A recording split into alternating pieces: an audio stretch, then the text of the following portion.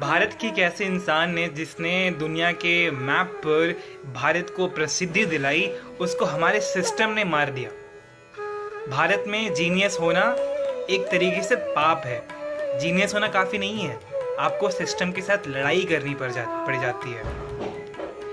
3 अक्टूबर 1978 को हुआ क्या?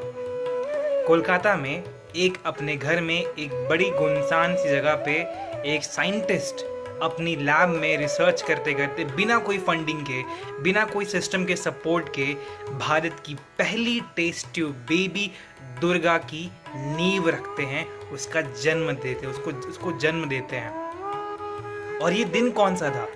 मात्र 67 दिन ही हुए थे जब दुनिया में पहली IVF test tube baby Louise Brown का जन्म रॉबर्ट एडवर्ड्स की टीम ने इंटरनेशनल फंडिंग लाखों करोड़ों रुपए की टीम के साथ किया था। ये कोई जीनियस से कम की बात नहीं थी। ये कहानी है सिस्टम के द्वारा किए गए उस मर्डर की जिसे आज हम भूल चुके हैं। ये कहानी है डॉक्टर सुबोध्याय की, एक ऐसे जीनियस जो शायद जिनके रिसर्च को लोगों ने, सिस्टम ने इग्नोर किया, उनके पीयर्स ने इग्नोर किया। वेस्ट बंगाल गवर्नमेंट ने उन्हें बेसलेस बताया और उनको इसकी भरपाई क्या करनी पड़ी? वेस्ट बंगाल से असम पनिशमेंट पोस्टिंग दे दी गई। एक अच्छे से एक डेवलप देश में क्या होता? इस जीनियस के द्वारा किए गए इस एक्सपेरिमेंट को बहुत ख्याति मिलती। भारत ने क्या किया? हमारे सिस्टम ने क्या किया? उसके इन पूरे डेटा को हटा दिया, डिस्ट्रॉय कर दिया, क्योंकि एक सिस्टम, एक कमीशन को लगता था कि ये गलत है, ये बेसलेस चीजें हैं।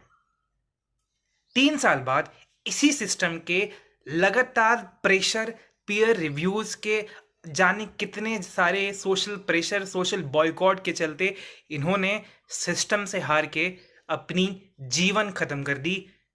वही इंसान न जाने कितने लोगों के जीवन की शायद उम्मीद थे आईवीएफ के थ्रू, उसे हमारे सिस्टम ने जीने का हक नहीं दिया, जीवन बर्बाद कर लिया। 2010 में उन्हीं रॉबर्ट एडवर्ड को नोबेल प्राइज मिलता है।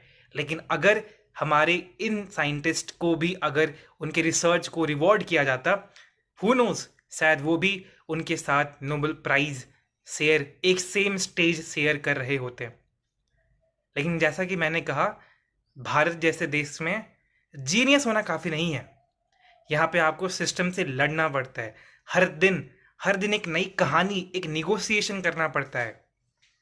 और तब लोग कहते हैं आज के कॉन्टेक्स्ट में कि भारत छोड़ के क्यों ना जाए।